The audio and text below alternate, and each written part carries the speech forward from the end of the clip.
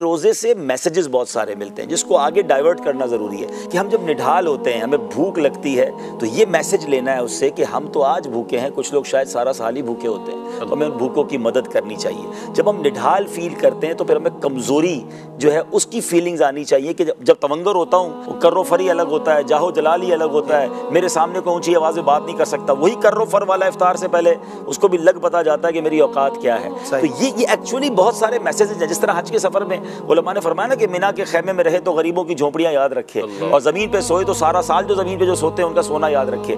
तो एक्चुअली ये हमें सब चीज़ें याद दिलाता है रोज़ा। तो अल्लाह करे कि हम रमज़ान की इन तमाम सातों से वो सब चीज़ें लें जो बाद में रमज़ान के बाद भी रिफ्लेक्ट करें हमारी पर्सनैलिटी में। आज इफ्तार के वक्त जब आपकी नकाहत वाली कैफियत हो तो सोचे कि जो लोग बेचारे कमज़ोर हैं वो कमज़ोरी में कुछ नहीं कर सकते, हमें उन कमज़ोरों को दबाना नहीं चाहिए, उनका हाथ पकड़ना चाहिए, उनका सहारा बनना चाहिए। गिलास हाथ में होता है और अजान हो जाए या सहरी का वक्त खत्म हो जाए, कंफर्म हो जाए तो लोग गिलास रख देते हैं। कितना खूबसूरत लगता है कि अल्लाह की क्या बंदगी का मंजर है कि हाथ में गिलास है मगर अब वक्त पूरा हो गया। मतलब ये इसको अगर इश्क वाली बात करें ना, कभी कभी कहते हैं ना कुछ बातें अल्फाज में बयान नहीं हो सकती हैं, लेकिन अगर फीलिंग के साथ बंदा महसूस करे ना तो इसमें जो बंदगी का मजा है ना कि जब तक वक्त था, जब तक रब की रजा थी मैं खा रहा हूँ और अब मेरे सामने खाना पड़ा और मैंने हाथ ये गुलामी का एक अंदाज, कैसा गुलामी का अंदाज है। ये मालिक ने जब तक कहा था खाया, जब रोक दिया। हाँ, इसको महसूस करें तो इसका मजा ही और है। वो हज में जो कहते हैं ना कि जब अरफात पहुंचना है तो उस वक्त पहुंचना है, हमारी नहीं चलनी, जब निकलना है तो फिर निकलना है। तो बंदगी का एक ऐसा उनसर है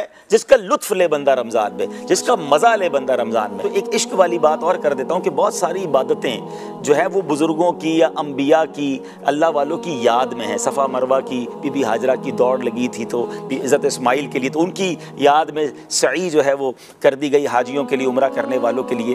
तो आशिकान रसूल के तो यही काफ़ी है कि मेरे आका ने कुछ दिन गारे हिरा में इन दिनों में यूँ समझिए कि गुजारे थे और रात इबादत में गुजारे थे, तो उस याद में हमारे लिए रोज़े रख दिए गए। तो ये महबूब की याद है, गारे हिरा की याद है, नबी पाक की अदा है, तो इसको बंदा अदा करे। और फिर एक जो खूबसूरत हदीस पाक जिसका मजमून ये है कि अल्लाह फरमाता है कि रोज़ादार के लिए जो जज़ा है, जो उसका सवाब है, उसकी जज़ा मैं खुद दूंगा। अब उसके दो माना उलमा ने बयान किया, अज्जा बिही या उज्जा बिही में, कि मैं उसकी जज़ा खुद हूँ। अल्लाह फरमा रहा है कि रोज़ा रखने वाले की जज़ा मैं खुद हूँ। तो अब आप सोचें कि जब रब जज़ा है या रब जज़ा दे रहा है तो फिर उस जज़ा का आलम क्या होगा। तो कभी कॉन्सेप्ट या हमारी डिक्शनरी में ये होना ही नहीं चाहिए कि रोज़ा कज़ा हो, मतलब तसव्वुर में ही नहीं होना चाहिए ना।